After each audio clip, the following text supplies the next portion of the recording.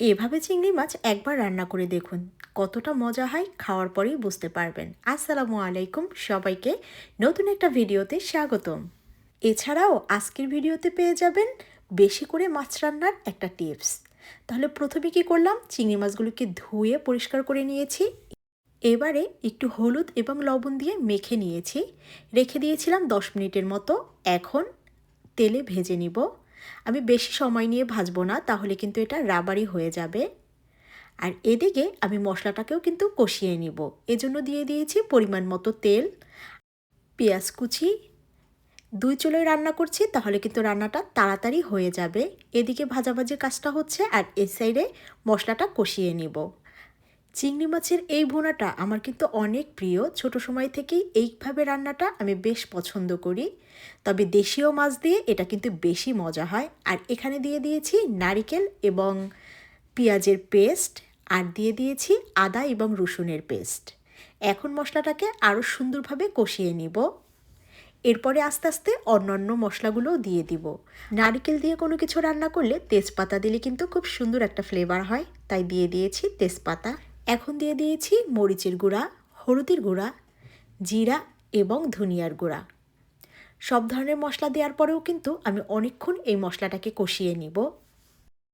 নারিকেলের যে কোনো রান্নায় মশলাটা কিন্তু অনেকক্ষণ ধরে খুব সুন্দরভাবে কষিয়ে নিতে হয়, খুব সুন্দর একটা স্মেল যতক্ষণে বের না হয়। এবারে দিয়ে দিয়েছি কিছুটা পরিমাণে টমেটো সস। নারিকেল দিয়ে চিংড়ি রান্নাটা অনেকেই করে, তবে আমার মতো করে একবার ট্রাই করবেন, অনেক বেশি মজা পাবেন। ভাত অথবা পোলাওয়ের সাথে কিন্তু এই চিংড়ি ভুনাটা সেই লাগে। আর খালি খেতেও কিন্তু আরও বেশি ভালো লাগে। যখন রান্না করবেন তখন দেখবেন টেস্ট করতে করতে আপনার অর্ধেক শেষ হয়ে গেছে।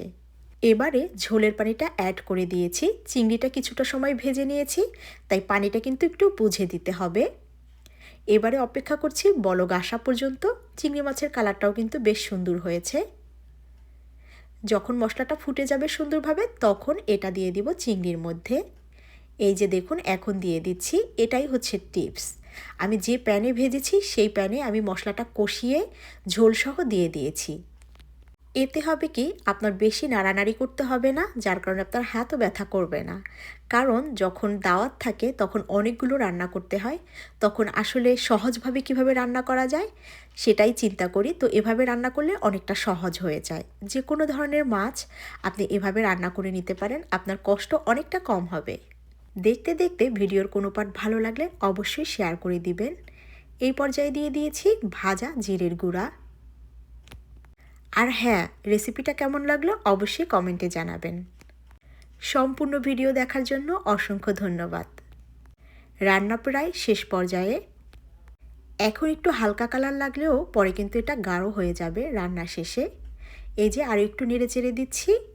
একে অপরের ভিডিও দেখে পাশে থাকবেন, দোয়া রাখবেন। এটা ছিল চিংড়ির ফাইনাল লুক। সবাই ভালো থাকবেন। আজ এ পর্যন্ত, কথা হবে নেক্সট ভিডিওতে। আল্লাহ হাফেজ।